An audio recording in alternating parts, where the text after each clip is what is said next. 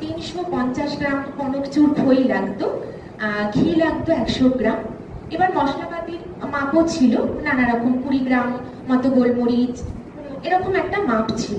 দিয়ে তখন সেই ওই 1 কিলো মাপের কারকান্ডা মিষ্টি তৈরি হতো। 1 কিলো কারকান্ডা 20টা কারকান্ডা তৈরি হতো। 1 কিলো কারকান্ডাতে 20 পিস আপনি কারকান্ডা পাবেন।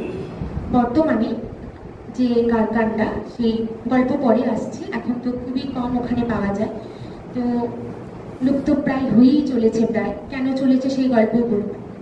তো এখন 400 টাকা কিলো এখন কারকান্ডার দাম খানাকুলে।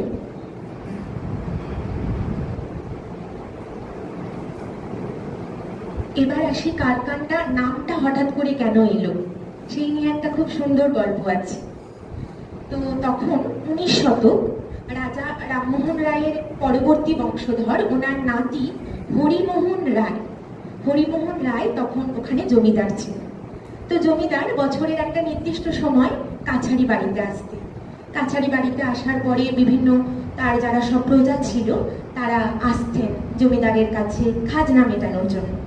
তো খাজনার সাথে সাথে একটু মনের সংযোগ করার জন্য যে যার বাড়ির ফসল, তার সাথে নানা ধরনের মিষ্টি জমিদারের জন্য ভালোবেসে নিয়ে আসতো। তো এই কুঞ্জবিহারী মোদক, মতান্তরে কেউ লক্ষ্মীনারায়ণ মোদকও বলে থাকেন। তো ওই মোদক একদিন কি করেছে, হাঁড়ি করে 1 হাঁড়ি ওই মিষ্টি নিয়ে এসেছে। মিষ্টি বসানো আছে জমিদারের কাছে, তো মো মো করে গন্ধ ছড়াচ্ছে, খুব সুন্দর গন্ধ। কারকান্ডার এত সুমিষ্ট গন্ধেই আপনি ওনার প্রতি ভালোবাসায় পড়ে যাবেন। তো জমিদার বলছে, এই হাঁড়ি থেকে কিসের গন্ধ আসছে? তাকে কে এই হাঁড়িটা নিয়ে এসেছে?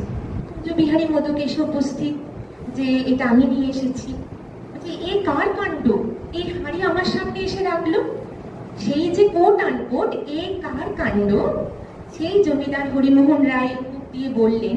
তার থেকে মিষ্টির নাম হয়ে গেল খানাকুলে কারকান্ডা। তো এই হলো কারকান্ডা নামের পরিচয়। ইন্টারেস্টিং।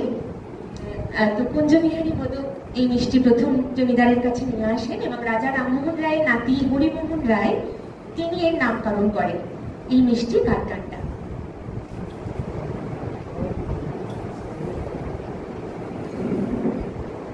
এটি আমাদের ওখানে দোকান, যিনি বিক্রি করতেন সেই ময়রার ছবি।